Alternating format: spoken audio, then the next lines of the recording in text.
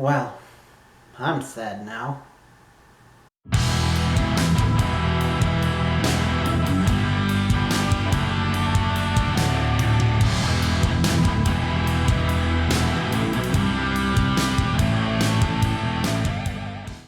Greetings, geeks and geekerellas. It is me. I am back for Big Little Lies. Oh boy, this episode.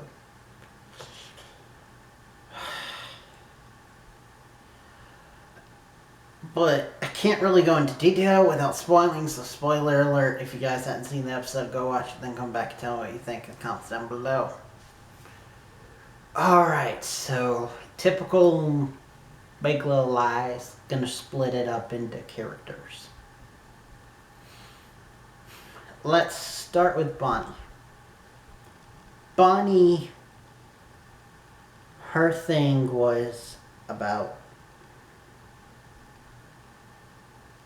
Basically, she was kind of a set... For most of it, she was kind of a set piece for other people's stories, like...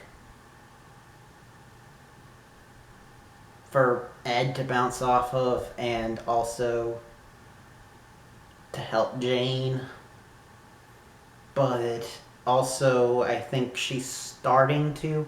It's subtly shown, but I think she's starting to accept what happened. But she really wasn't the focus of this episode. So,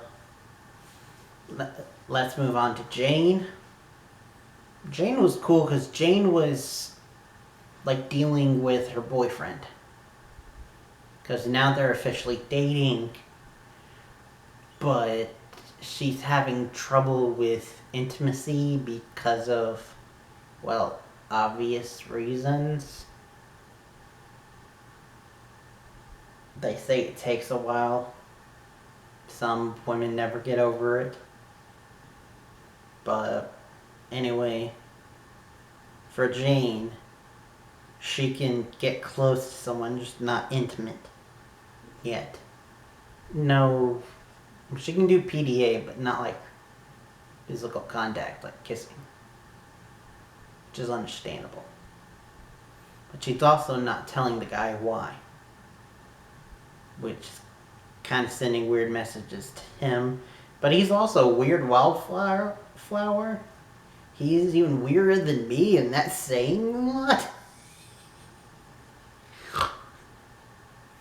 But anyway, she also, oddly enough, introduced him to Ziggy, but as like a surfing instructor.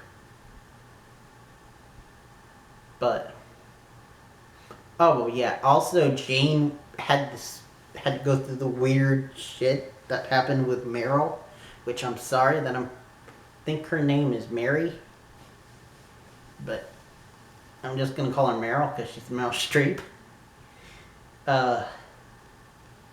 Meryl is trying to convince herself that her sweet little Perry didn't do this, so she asks for a paternity test, and then when that doesn't happen, she then sneaks to see Ziggy, and then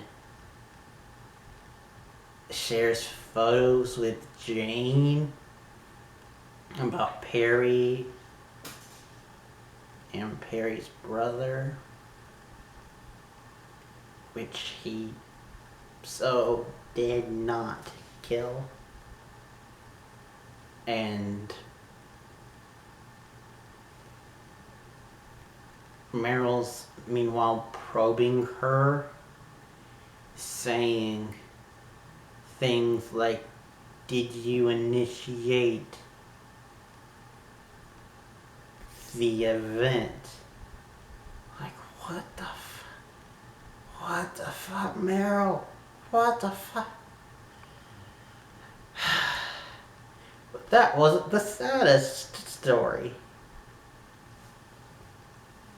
And you know, since we're talking about Meryl, let's dive into Celeste. Celeste had to deal with Meryl this episode, but she also had her own personal story, which was with the therapist. And basically we get to the point where we find out that Meryl is addicted to Perry. Like, Perry is her drug, and she's addicted. And now that they no longer have the fighting going on, she's kind of not doing so good. Trying to find it in other ways. Like we in the episode with her self-medicating, I guess you could say, to an image of him.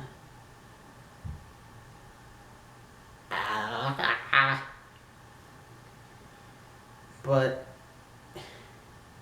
so that was unique. But that wasn't the most effed up thing we saw.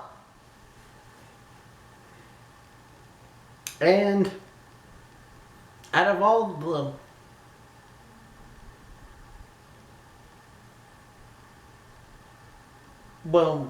out of the last three that I'm saving, she's the most sane. Because then we gotta go to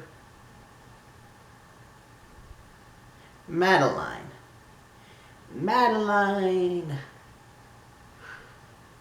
Her thing is that her world is imploding and she doesn't know how to deal with it. She also goes to a therapist to like actually dig into her like reasonings for cheating, and we find out some effed up things about her past and how that kind of screwed her up. And so she's finally getting comeuppance for things. And then at the end, at a school rally, she completely implodes and like is quoting the Rainbow Connection and talking about how we can't lie to kids, and she's really self-imploding. But she's not the only one, because then we've got, of course, because I saved her, Renata. Renata's really imploding.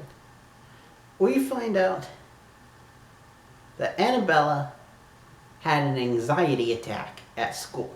Second grader is having an anxiety attack.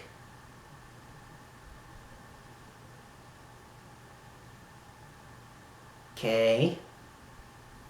And she's having it because of she can tell that if she's afraid that her father's gonna go to jail.